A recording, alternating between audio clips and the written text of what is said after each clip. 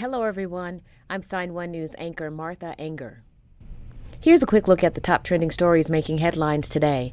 If you post an interesting comment during this update, we may add it at the bottom of the screen.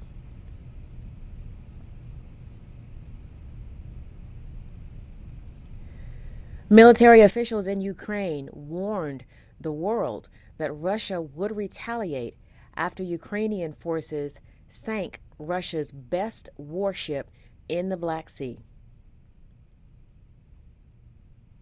And they were right.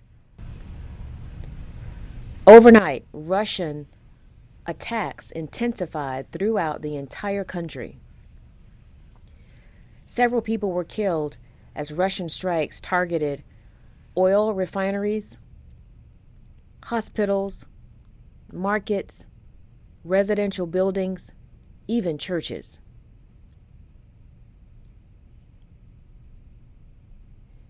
Ukraine President Volodymyr Zelensky defiantly said his country will not give up.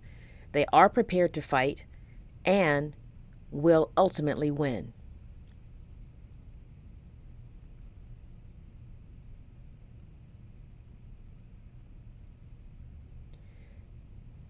Heavy-duty U.S. military aid is expected to arrive in Ukraine in the next 24 hours, but Russia is now warning of unpredictable consequences if the U.S. keeps giving weapons to Ukraine.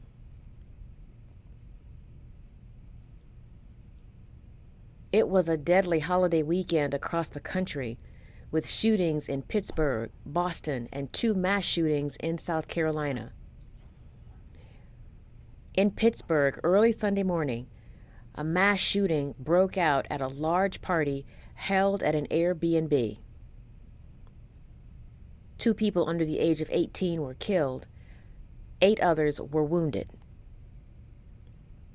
Police say as many as 200 people were at the party, many of them underage. And Airbnb says the person who rented the house has been banned for life. In Columbia, South Carolina, 1 man is in custody after a mass shooting at a mall on Saturday.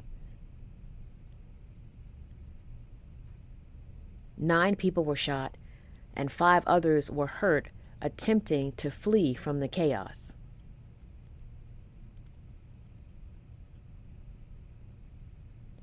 Then, in Hampton County, South Carolina, 9 people were shot early Sunday morning at a nightclub.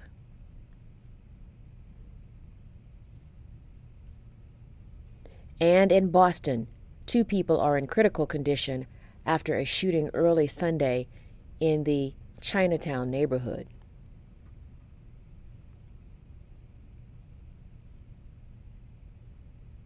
Boston police say 3 suspects were taken into custody after the vehicle they were fleeing in crashed.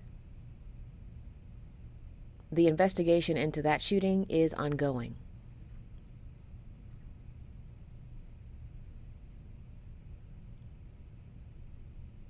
Today, Philadelphia becomes the first major U.S. city to reinstate its mask requirement for indoor public spaces. A lawsuit filed Saturday by a group of business owners and residents tried to stop the mask requirement.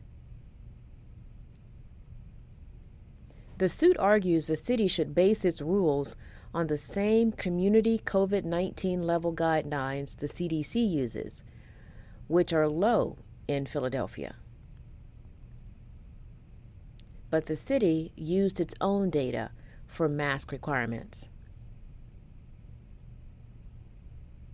In New York, Broadway theaters say they're extending their mask requirements through at least next month. Today is also the day when the federal transportation mask mandate was supposed to expire. Now the government is extending it until May 3rd.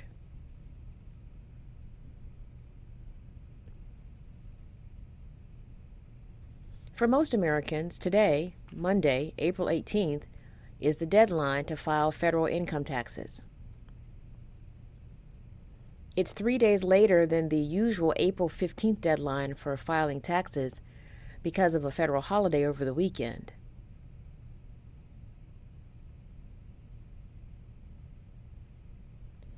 If you live in Maine or Massachusetts, your deadline is tomorrow, Tuesday, because of the Patriots' Day holiday.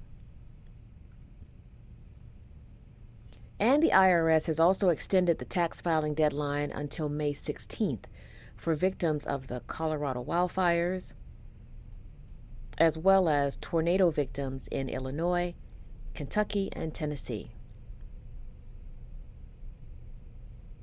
Whenever your deadline is, the IRS is urging Americans to file their returns electronically because it is currently taking up to 6 months to process a paper return.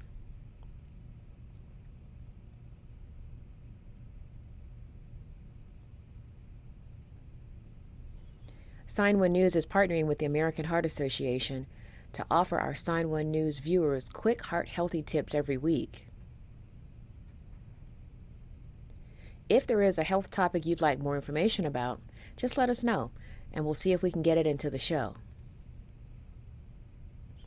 This week's heart health tip: is 10,000 steps really the magic number for health?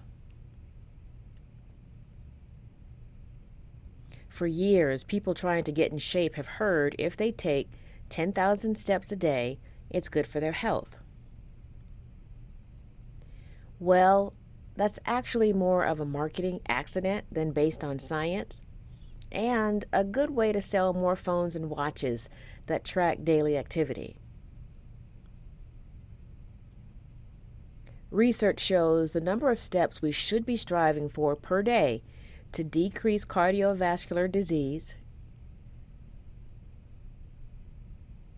is lower than 10,000 steps, more like 5,000 to 6,000 steps per day. That's roughly the equivalent of 150 minutes per week. Health experts say the bottom line is this: sit less and move more. And that's your American Heart Association Heart Health Tip of the Week. Oh, and by the way, if you do go walking outside, you might want to take off your shoes before you come back into the house.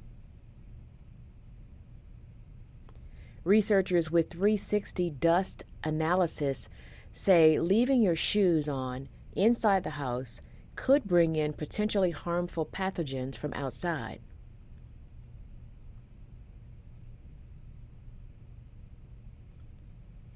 They say shoes can carry microorganisms that can be drug resistant, including hospital-associated infectious germs that are difficult to treat.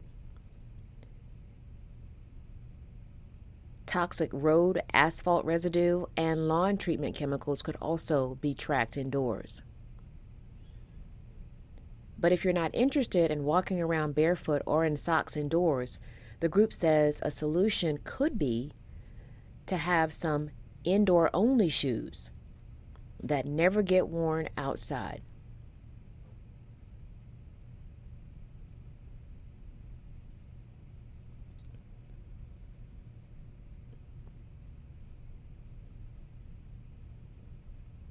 Hey, listen up.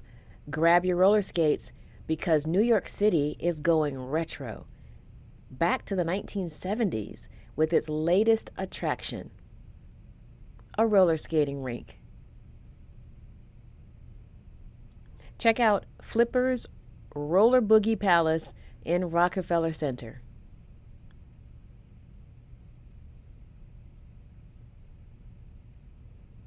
During the holidays, this iconic plaza is home to the famous Christmas tree and ice skating rink. Now it's been transformed into a summer hotspot, and it's drawing in skaters from all over the world. The skating rink is open now, 7 days a week until the end of October.